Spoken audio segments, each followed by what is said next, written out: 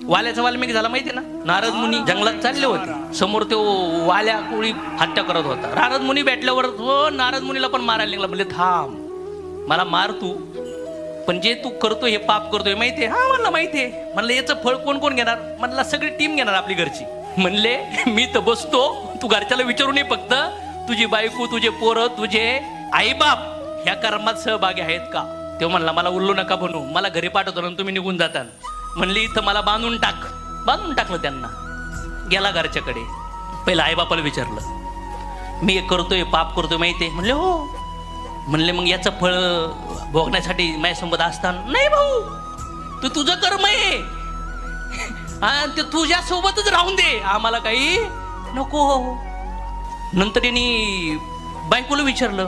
बायको म्हणले धनी, वेगळ्या वेगळ्या कर्मानुसार वेगवेगळे नवरे वेगवेगळ्या बायको होतात आणि बिघडतात.